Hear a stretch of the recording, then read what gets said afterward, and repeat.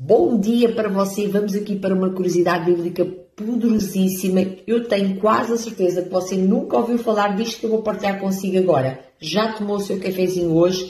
Eu digo-vos sempre, estudem as Escrituras Sagradas, peçam a Jesus, ao Espírito Santo de Deus para vos revelar os tesouros escondidos nela. Não fique só no curso de Teologia, não fique só naqueles cursos básicos de fé, que é 1, 2 anos, que ensinam o básico.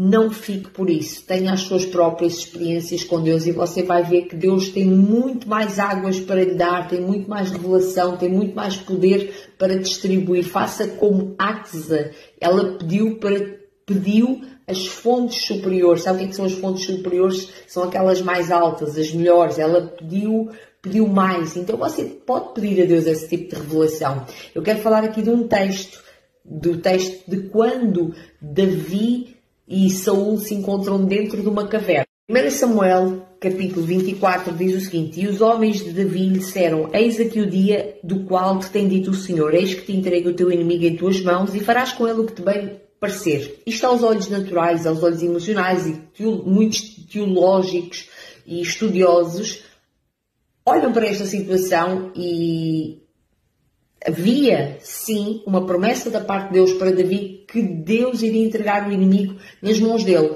Mas a sugestão aqui dos amigos de Davi, eles usam esta palavra, e a sugestão, até aos olhos de Davi, é que era para matar Saúl. Ou seja, e você vê aqui num versículo mais à frente, no versículo 6, e ele diz assim, Davi: O Senhor me guarde de fazer tal coisa contra o meu Senhor, o ungido do Senhor, doeu a minha mão contra ele, porque é o ungido do Senhor. Então havia aqui uma sugestão das pessoas que estavam com Davi, que era para matar, cortar a cabeça, acabar com tudo. Para viver uma vida poderosa em Deus e ter entendimento acerca do que é que as Escrituras Sagradas nos falam, nós temos que olhar para os objetos, nós temos que olhar para as vírgulas, para os pontos, para os questionamentos e não ficar só no raso. Porque repara aqui, aos olhos naturais, isto aqui talvez seja uma tolice. Davi se levantou silenciosamente e cortou a orla do manto de Saúl. E muita gente salta isto e não buscou entender que, como Davi tinha o Espírito Santo de Deus nele, tudo o que ele fazia tinha um simbolismo profético. E quando nós temos o Espírito Santo em nós, os lugares onde nós vamos, as situações que nós passamos, segundo dizem as Escrituras Sagradas, tudo coopera para o bem daqueles que amam a Deus. Se você é uma pessoa que tem o Espírito Santo de Deus em si, você ama a Deus, você às vezes passa por coisas que você não entende, mas tem um mover profético. Eu já vou aqui. Davi podia ter cortado o cabelo de Saúl, cortado as tiras das sandálias de Saúl, ter cortado as cuecas de Saúl, mas ele foi cortar a orla do manto. E sabe, no contexto aqui, o manto de Saúl é o manto de rei. E o Espírito Santo de Deus já se havia tirado de Saúl. Deus já tinha ungido, através da vida de Samuel, a vida de Davi para ser rei de Israel. Já não era o tempo de Saúl estar naquele lugar. Então, isto foi um ato profético. Se você me perguntar se foi consciente ou inconsciente, ao que parece no contexto, parece que é inconsciente, porque ele disse aqui para as pessoas para os que estavam com ele, que Deus o livrasse de matar o rei, não é? Mas mais à frente, e você vê que eu quero comprovar aqui dentro do texto, que diz aqui assim, e aconteceu quando Davi acabou de dizer estas palavras a Saúl.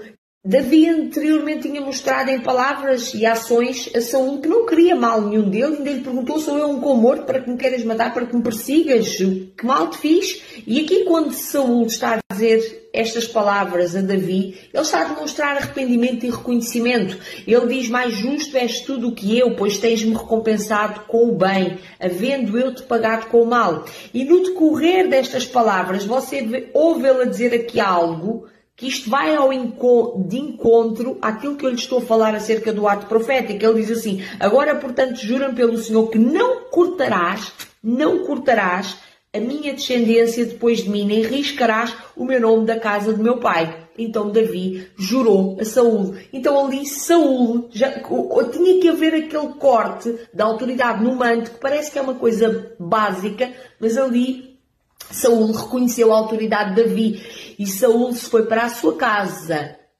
fortemente no meu espírito que Deus está a falar aqui para o coração de alguém, que isto não foi uma palavra de ensino, nem uma curiosidade bíblica, não foi uma revelação nova, mas é necessário fazer cortes em certas e determinadas coisas, mas que você possa ser guiado pelo Espírito Santo, assim como Davi foi, que ele obedeceu à direção de Deus e todas as coisas cooperam para o bem daqueles que amam a Deus. Então às vezes você vai ser colocado em lugares, vai a lugares e você vai ter uma sensação, você vai ter a oportunidade de fazer certas e determinadas coisas e Deus vai lhe dizer para fazer outras.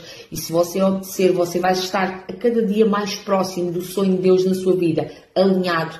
Se Davi não tivesse feito este corte ali no manto, as coisas não teriam acontecido. Então, atos proféticos têm valor, atos proféticos são poderosíssimos. Você talvez me diga assim, mas Saúl voltou você já esteja a pensar assim, mas mesmo depois desse corte, Saúl ainda voltou a perseguir Davi. Sim, ele o fez e arrependeu-se. E não se esqueça que Saúl era possesso de demónios. E talvez na sua vida você vai cortar algumas coisas e às vezes ainda vai passar por alguma perseguição. Mas o importante é você entender que atos proféticos são poderosos e eles trazem alinhamento para você, para colocar você no centro da vontade de Deus, nos lugares altos que Deus tem para si e para que os sonhos de Deus, que são muito maiores que os seus, se cumpram na sua vida. É importante obedecer aos atos proféticos. Então, cortes às vezes são necessários.